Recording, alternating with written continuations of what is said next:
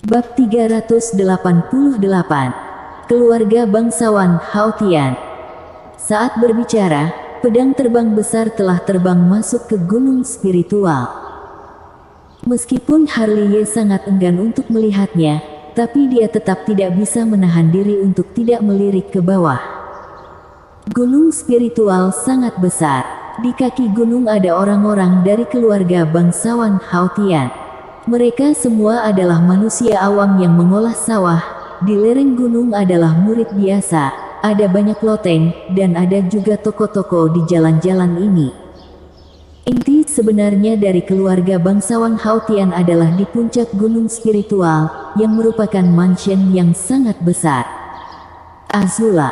Begitu pedang terbang itu mendarat, seseorang di mansion menyambutnya.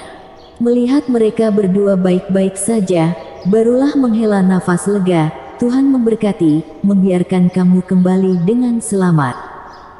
Perjalanan ini sangat berbahaya, berkat bantuan teman seiman Herikin. Azula Haotian tersenyum dan menatap Harley. Herikin. Mendengar nama itu, semua orang memandang Harley.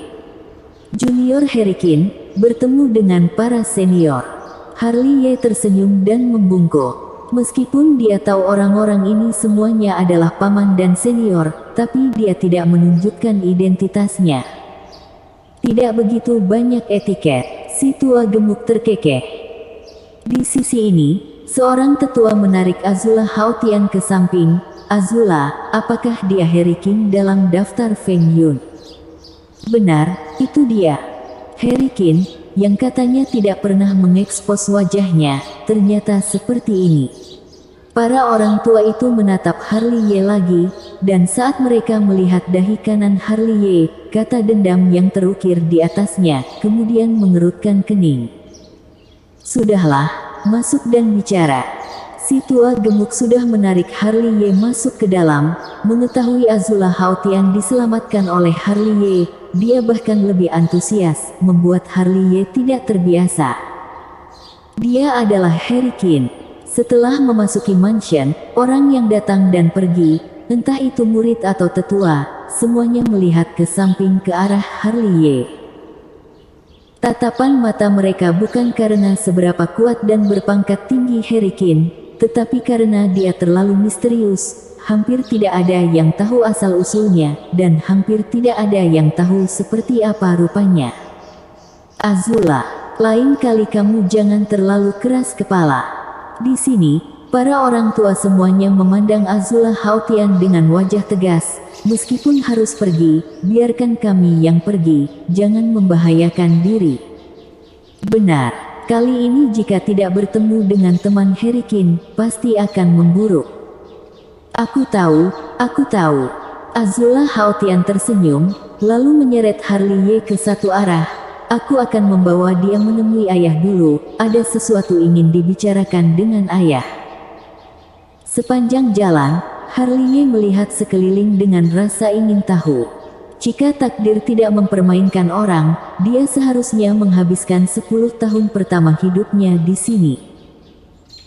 Segera, keduanya sampai di kedalaman keluarga bangsawan Haotian, yang merupakan taman kecil. Taman itu penuh dengan pohon buah spiritual, dan saat Harley masuk, yang dia lihat hanyalah potret tergantung di cabang-cabang. Melihat potret-potret ini, hati Harley bergetar. Karena orang yang ada di setiap potret itu adalah dirinya, dan setiap goresan tampak sangat hati-hati, menggambar penampilan dan sikapnya seperti hidup. Setelah adikku meninggal, ayah melukis potret dirinya setiap hari. Melihat Harley linglung, Azula Haotian yang berada di sampingnya, menghela nafas tanpa sadar. Harley tidak berbicara.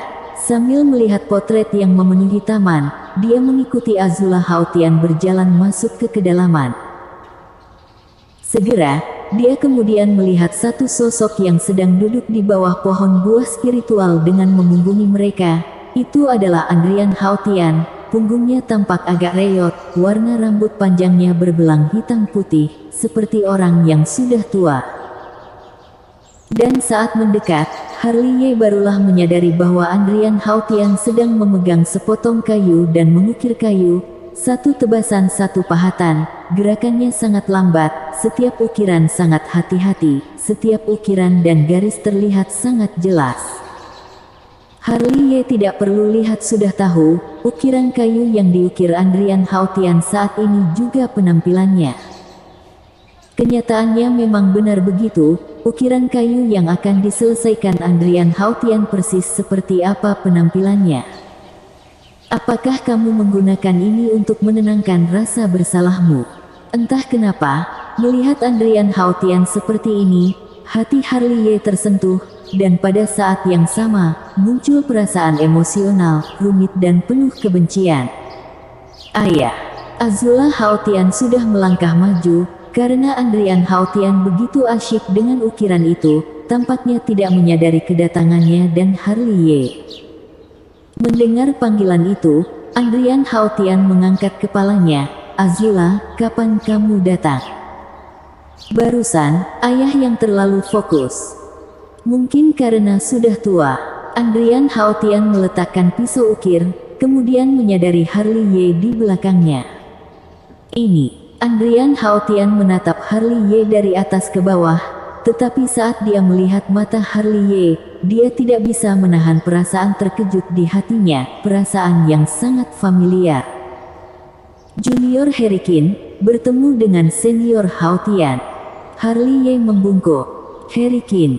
Andrian Haotian sedikit mengernyit. Herikin dalam daftar Feng Yun. Itu dia. Azula Haotian tersenyum lembut dan meraih lengan Andrian Haotian. Azula kali ini hampir saja mati, jika bukan karena teman seiman Herikin datang membantu, mungkin tidak akan bisa kembali lagi. Kamu turun gunung lagi untuk mencari obat spiritual untukku. Andrian Haotian mengerutkan kening dan menatap Azula Haotian. Bagaimana jika berguna? Azula Haotian menjulurkan lidahnya. Lain kali jangan bertindak sembrono lagi. Andrian Haotian berkata dengan wajah tegas, lalu menatap Harley lagi, menarik napas dalam-dalam. Teman kecil, budi kebaikan ini, keluarga bangsawan Haotian aku tidak akan pernah lupa. Jika butuh bantuan keluarga bangsawan Haotia di masa depan, jangan ragu untuk mengatakannya. Ada sesuatu. Sebelum Harley berbicara, Azula Haotian menyela, dia datang untuk meminjam formasi teleportasi. Ini gampang saja. Andrian Haotian tersenyum dan menatap Harley, tapi dengan budi kebaikan teman kecil ini, izinkan keluarga bangsawan Haotian aku melakukan yang terbaik sebagai tuan tanah. Senior, terlalu sopan, aku. Azula. Sebelum Harley selesai berbicara, sebuah suara datang dari luar taman. Sebelum kata-kata itu diucapkan, 3 wanita berjalan masuk, tentu saja, Salihua, Stephanie Haotian dan Stella Haotian. Mereka bertiga tampak gugup, saat mendengar Azula Haotian telah kembali, mereka bergegas kemari, seolah-olah mereka tahu betapa berbahayanya Azula Haotian turun gunung kali ini. Kamu akan membuatku takut setengah mati. Salihua melangkah maju dan memelototi Azula Haotian. Aku baik-baik saja. Kakak, lain kali kamu tidak boleh bertindak sembrono seperti itu lagi. Stephanie Haotian dan Stella Haotian berkata satu demi satu. Ini adalah Herikin yang ada dalam daftar Feng Yun. Azula Haotian buru-buru mengganti topik pembicaraan. Mungkin karena tahu bahwa Salihua mereka akan bertanya, jadi dia langsung menambahkan kata daftar Feng Yun, kami bisa kembali dengan selamat, berkat bantuannya. Teman kecil Herikin, terima kasih banyak atas budi kebaikanmu. Jika di masa depan membutuhkan bantuan keluarga bangsawan Haotian. Hei, ibu, Azula Haotian langsung menyela Salihua. Perkataanmu sudah ayah katakan, bagaimana kalau kita makan dulu? Lain kali tidak boleh menyelinap turun gunung lagi.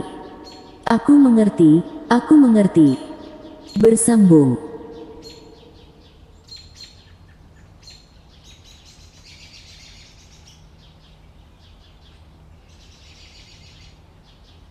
Bab 389. Asosiasi Canyuan. Pada malam hari, aula utama keluarga bangsawan Haotian dipenuhi dengan aroma anggur. Posisi terdalam menghadap ke selatan secara alami adalah Andrian Haotian, di sebelahnya adalah Sali Hua. Adapun yang lain, mereka pada dasarnya duduk di meja panjang di kedua sisi meja di bawah. Ada belasan orang yang ikut dalam perjamuan, yang secara khusus disiapkan untuk berterima kasih kepada Harley Ye. Keluarga bangsawan Haotian masih sangat antusias.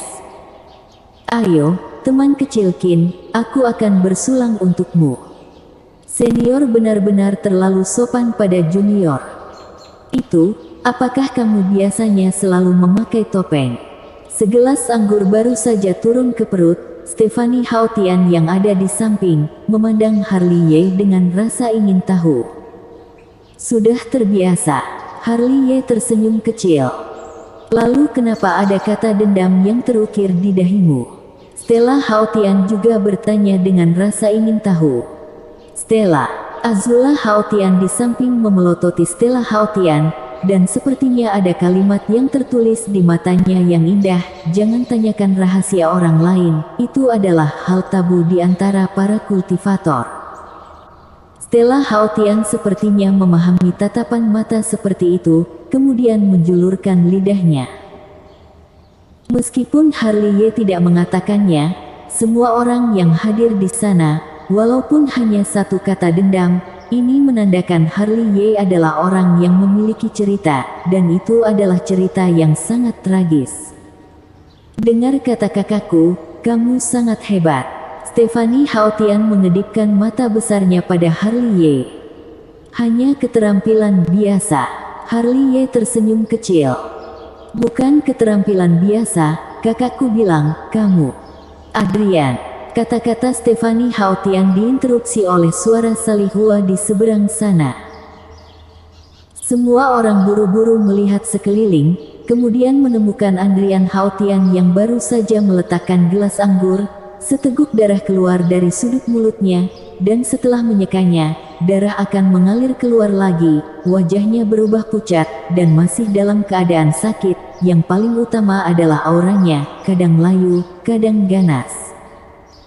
Segera, wajah orang-orang di aula menjadi sedikit jelek, dan ada kekhawatiran di mata mereka.